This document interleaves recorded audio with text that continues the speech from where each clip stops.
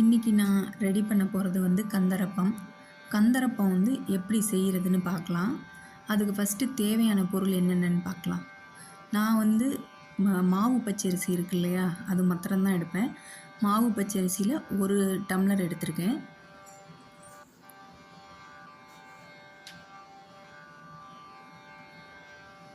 அப்புறம் 1/4 டம்ளர் வந்து கடலைப்பருப்பு.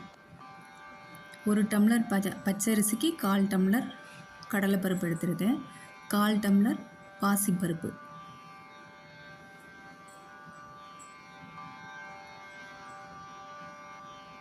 1/4 டம்ளர் துவரம்பருப்பு, அதே மாதிரி 1/4 டம்ளர் உளுந்தம்பருப்பு, கொஞ்சமாக வெந்தயம், ஒரு 5-6 இது வெந்தயத்தை மட்டும் அதில் போட்டுடுறேன். போட்டுட்டு தண்ணி ஊற்றி நல்லா கழுவிட்டு ஊற வைக்கணும். நான் கரெக்டாக ஒரு 1.5 மணி நேரம் ஊற வச்சுருக்கேன்.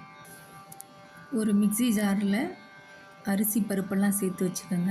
அதுக்கப்புறம் இதுக்கு தேவையான அளவு 1/2 மூடி தேங்காய் துருவல் எடுத்திருக்கேன். இது ரெண்டையும் சேர்த்து நல்லா மையாக அரைச்சிருங்க. அரைக்கும் போது தண்ணி தொளிச்சு அரைங்க. இதுக்கு தேவையான அளவு 2 டம்ளர் வெல்லம் எடுத்திருக்கேன். அந்த வெல்லத்தையும் சேர்த்துருங்க.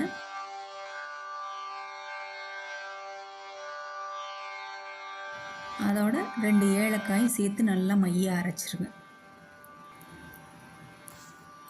அப்புறம் எண்ணெய் காஞ்சதுக்கப்புறம் ஒரு கரண்டியாக ஊற்றுங்க. ஒவ்வொரு அப்பமாக தான் நம்ம செஞ்சு எடுக்க முடியும். அதனால் அடுப்பை ஸ்லோவாக கம்மியாக வச்சுக்கிட்டு ஒரு கரண்டி ஊற்றுங்க. அது மெதுவாக மேலே எலும்பி வரும். அப்படி வரலைன்னா லைட்டாக கொஞ்சம் நேரம் வெயிட் பண்ணிவிட்டு அப்படியே லைட்டாக சைடில் அப்படியே எடுத்து விடுங்க, வந்துடும். நான் வந்து இரும்பு கரண்டியை வச்சு லைட்டாக எடுத்து விட்றேன். அப்போ தான் ஒட்டாது. இல்லாட்டி சில்வர் கரண்டினா அதில் ஒட்டிக்கிட்டு எடுக்க வராது. அடுத்த தடவை எடுக்கையில் வேறு அப்பம்லாம் அப்படியே பிஞ்சுக்கிட்டு வந்துடும். அழகாக ரவுண்டாக வராது. அதனால் அழகாக அப்படியே எடுத்து மட்டும் விட்டுட்டோன்னா அதுக்கப்புறம் சில்வர் கரண்டியை வச்சு நம்ம திருப்பி விட்டுக்கலாம். நான் வந்து எல்லா பலகாரத்துக்குமே ரீஃபைண்ட் ஆயில் தான் எடுத்துப்பேன்.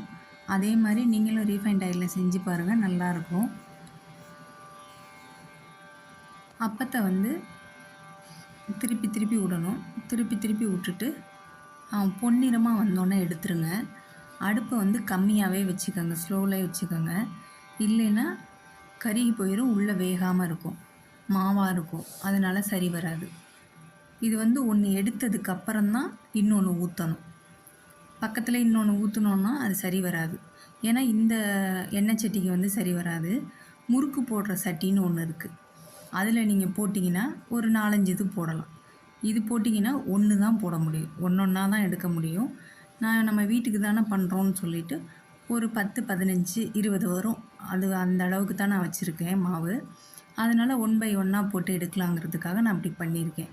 நீங்கள் கொஞ்சம் ஜாஸ்தியாக போட்டிங்கன்னா, ஒரு ஃபங்க்ஷனுக்கே வீட்டில் ஒரு குட்டியாக ஒரு ஃபங்க்ஷன் வச்சிங்கன்னா, நீங்கள் என்ன பண்ணுறீங்க, முறுக்கு போடுற சட்டின்னு இருக்கும், தட்டையாக இருக்கும், அந்த இரும்பு சட்டி இருக்கும். அதில் என்ன பண்ணுறீங்க, அதில் போட்டுருங்க. அதில் போட்டு எடுத்திங்கன்னா ஒரு 4-5 இது போட்டு வரும்.